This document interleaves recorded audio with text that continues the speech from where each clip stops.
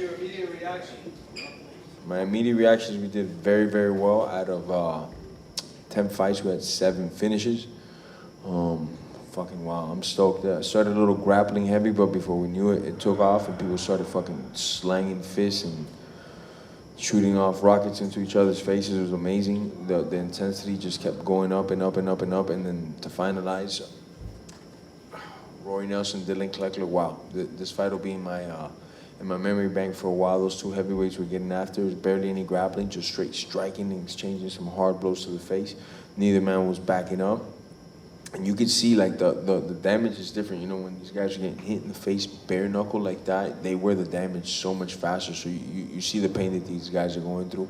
You see how their eyeballs open up after the first time they get hit. It's like, holy smokes, they never felt nothing like that in their life. So I'm ecstatic the way the card turned out, the action, the crowd was amazing. We had about 4,000 people live in attendance. We did amazing, man. Great first showing. I need to review the numbers now on YouTube and everything else, but so far from what my team's told me and I've seen, we did amazing on YouTube, amazing on Facebook, did really, really well on Rumble. So overall, I would say this night was a fucking success, man. Can we expect more? I mean, you're getting into the promotion heavy, right? Like with bare knuckle MMA, boxing. Can we expect more from you? Like just definitely. We're looking to put on 3 to 4 more shows bare knuckle this year. Definitely 2 more boxing shows, and Icon, we're gonna come out with a full calendar pretty soon. All we do is promote. I say we because I have a strong team behind me, Dean Toole, a lot of other individuals that back me up to be able to get to this moment, you know, so it's not easy, but man, we got a full calendar of combat for the rest of this year and all of next year. Next year for bare knuckle, our plan is simple, very direct, 12 shows, 1 a month, keep the fans happy. And this whole promotion, are you liking the promoter role? Are you enjoying it? Definitely love promoting fights. There's nothing more, because I know the next question, what do I like more? There's nothing more that I love than fighting. Fighting is like the funnest shit I've ever done in my whole life. But promoting's pretty damn close to it in a way, you know. I'm not competing, but it's something that I like a lot. Yeah. It seems like you want to leave like a footprint in the sport through promoting as well, right? Not only through your career, but it seems like you want to have big fights. I mean, you were just calling out for Roy Nelson and Fabricio Werdum next. Like, you want to... No, definitely. And anything I do, I was an only child, so I was taught only to like win. So at anything I do, I want to be fucking amazing. And so I definitely want to throw amazing fights, have the fans talking about for weeks before and for weeks after the fight. I feel tonight we generated a big buzz. I've seen a lot of the comments already online, and underground, everywhere. I've seen everywhere in the internet, they're loving it. And it was just good old-fashioned violence, man. Do you wish that when you were fighting, when you were active, bare knuckle MMA was a thing? Oh, definitely. It would have been a huge avenue for me back then. And just real quick on your career, we know that you retired in Miami, but you know you always get like the hashtag MMA retirements thing. Is there any potential chance that we can see you back in there? I'll never rule out coming back. I did MMA at a professional level for 20 years, and that's all I know, bro. So I'll never say I'm not coming back. But as of right now, you know, the way that my reflexes are, just my body is aged. I don't think I'm at that. You know, I can compete with the 5 best in the world right now, and that's what I signed up to do in MMA, to go against the best of the world. So I'll never rule it out. You know, I love fighting more than anything. Yeah. Is there a dream fight that you would like to put together for Gamebred? Yeah, we got many dream fights for Gamebred. We're already very heavily invested in Dylan Kleckler and Roy Nelson. Nothing's changed, but we're gonna keep both those guys, and we're gonna keep lining those up. Joe, the 135er, was freaking amazing. He lost, but he's a guy that he will be bringing back. The guy that beat him is a fucking complete stud.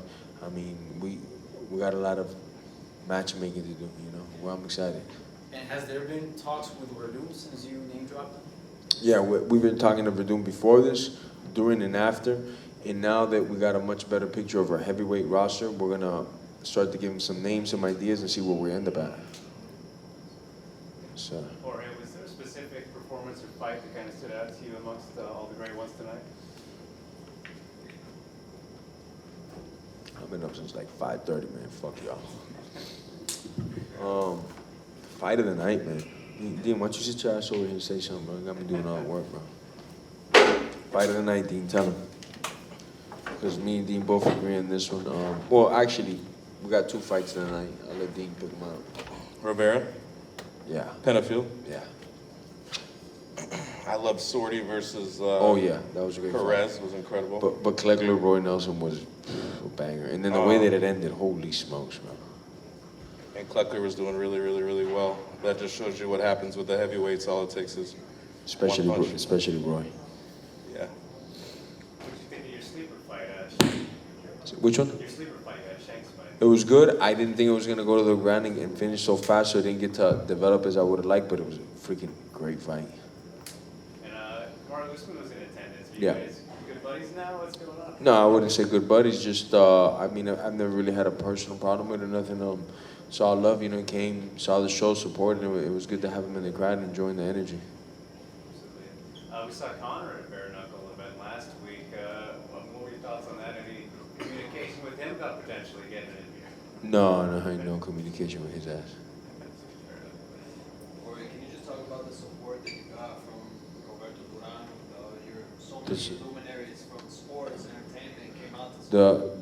The support from the community, the South Florida community was intense. We had numerous football players, basketball players, hockey players, boxers, world champion boxers, world champion MMA guys, currently and former, and it was just amazing. You know, we had a lot of celebrities as well.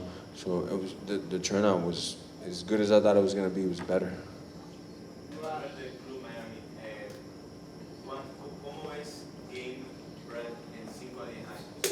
¿Cómo lo ves? De aquí a 5 o 10 años veo el roster bien full de talento y de perros, gente que no más quiere pelear, gente que no necesariamente son atletas, son más peleadores que cualquier otra cosa, y eso toma tiempo encontrar esos perros de verdad que se puede hacer una marca detrás de eso. 5 a 10 años aquí los veo en un sitio bien especial y único, porque somos el primero y vamos a ser el único, y lo vamos a hacer más duro que cualquier otra persona en este espacio de bare knuckle, de MMA. You started out in bare knuckle, in the backyards of Miami. Was this a dream of yours come true tonight? Oh, definitely. Just to go full circle, I always wanted to, you know, Kimball Slice opened up a lot of doors for me. A lot of people know that. So I always wanted to return that favor, and this was a way to do it, just to let people come on the platform that we built with all the exposure that we're getting, and just let everybody come and get it, you know? What would you say are, do you have like specific goals with Gamebred? Is there specific targets that you're trying to hit? And Yeah. So what are those? Our most next order of task sheets, dates, whatever, is get 3 more shows this year, 3 to 4, and next year, 2024, I have 12 shows. That's the main goal, and bring from top to bottom the most competitive cards that we could put together. Get a couple champions in about 4 weight classes in 2024. We'll be having 4 shows, so we want to crown about 4 champions, 4 different weight classes, and go from there, keep the ball rolling. I know location-wise events have been, you know, across, but can we expect like a focus on Florida, on South Florida, since? Yeah, it's we'll your be territory? we'll be coming to Florida one more time this year, either Orlando or Tampa. The team and us are still deciding. We should know in a couple weeks. We do have a boxing card as well dropping. Can we talk about that more? No, still on the hush. Okay, we'll let everybody know. We'll let everybody know a little bit later. But we got a boxing card. It's gonna blow the fucking roof off the place. It's gonna happen in August, and it's gonna fucking make the internet fucking crash. If you thought the last one was big, this is like 100 times bigger, you know. And that's what's crazy. We just came off of probably one of the most successful events ever in Milwaukee.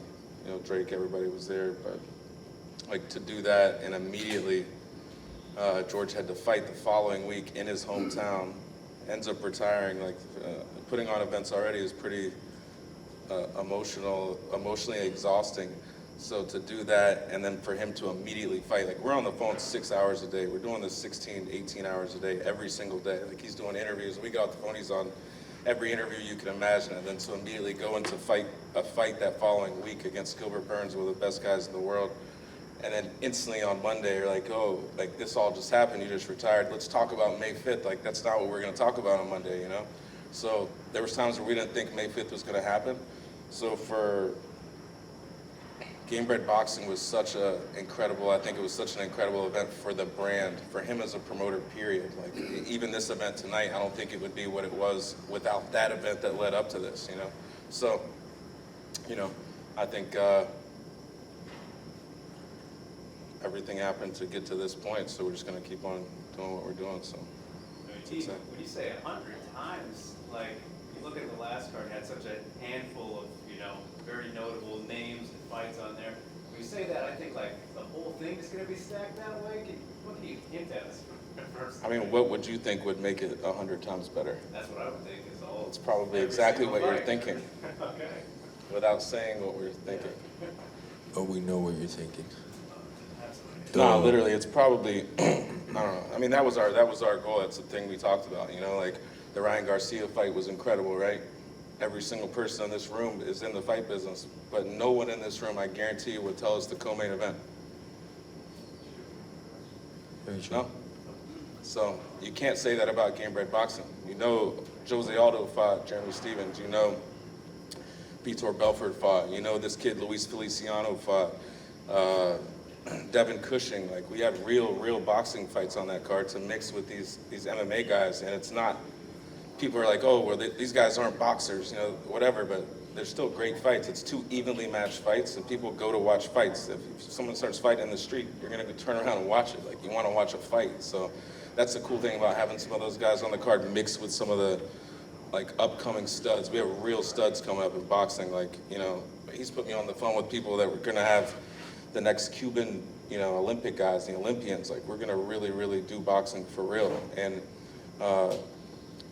all of the people that, believe it or not, some of the biggest names in boxing are trying to fight for Gamebred Boxing Promotions, and it's like, you would never think that, because they're all fed up with the dinosaurs in boxing and the bullshit, and that's not with us. Like, we're trying to put on good fights, we're trying to pay people real money, and we're trying to change the sport, so I think we're doing that, and I think we're gonna shock a lot of people with the people that are gonna start fighting on our cards.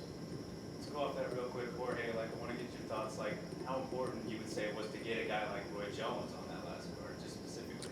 Like, Oh, very important. Just to open up those pathways for the whole world to see us, that we can get a guy like Roy, and for Roy to also solidify us and say, hey, I chose this guy to come boxers promotion. It was our 4th event, so Ray took a chance with us and we took a chance with him, but it's great. Everything's great. Jorge, can you just talk about for a second, like, coming off retirement, you know, so many fighters, they're directionless, they kind of struggle to find what they're going to do afterwards. Can you talk about how personally gratifying it is to come off retirement and immediately make history? Incredibly.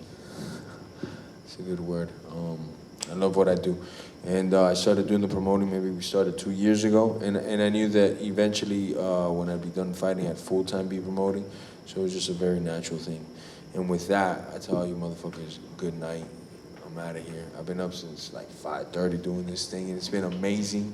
So I didn't get to even turn up after my fight, and when I retired and shit, just because I didn't, you know, I was waiting for like this moment. So y'all ain't gonna see me for a minute. Enjoy this footage, man. Let's go, Jorge.